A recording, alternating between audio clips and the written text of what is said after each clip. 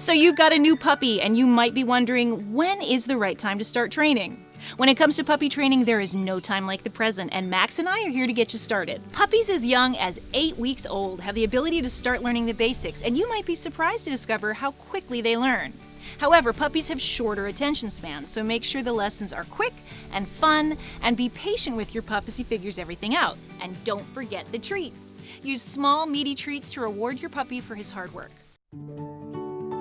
It is fun and easy to teach your new puppy to sit, so let's get right to it. First, take a small treat and place it in front of your puppy's nose. Keep the treat anchored to your puppy's nose and slowly move it backwards, in between your dog's eyes and over his head. As his head goes up, his rear end will go down, and the minute his bum is on the ground, mark the position by saying, "Yep," and then give the treat. Now, the secret to sit success is keeping the treat close to your puppy's nose as you move him into position. Remember, your puppy will follow that treat anywhere you move it, so if it's up too high, your puppy's going to jump up to try and reach it. After doing a few repetitions, pause and see if your puppy offers the position.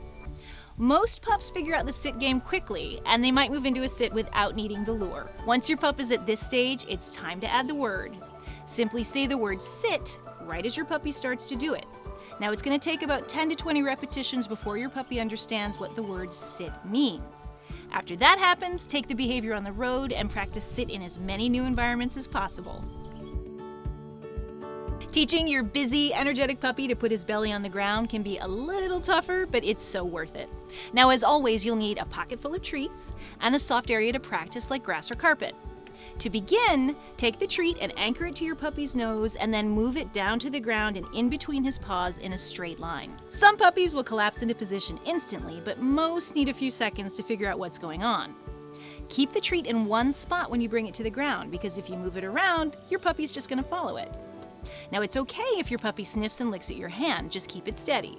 Within a few moments, your puppy will probably collapse into a down, at which time you should mark it by saying "Yep" or "Yes," and then hand over that treat.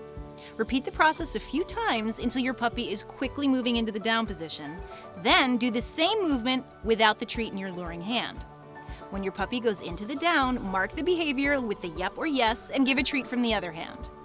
Continue luring your puppy into position, making that luring gesture less and less obvious until you can just stand up, point to the ground, and your dog will do it. At this point, you can add the word "down."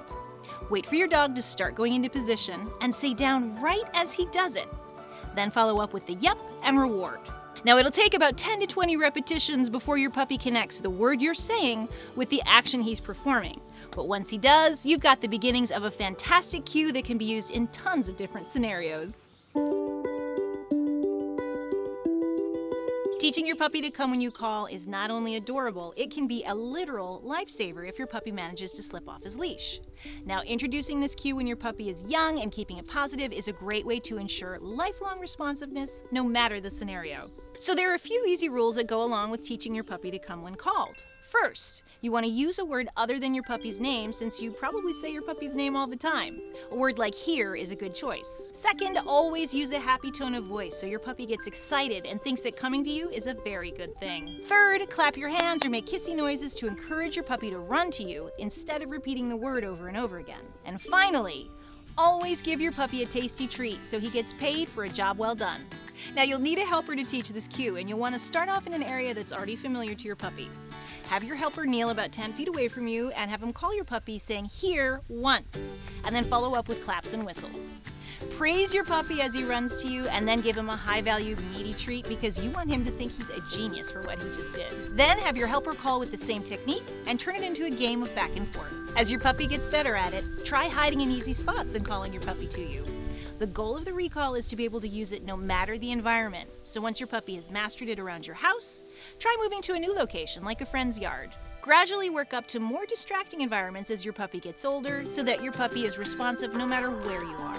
If you always keep this process fun and positive, you'll end up with a dog that loves to run to you every time you call.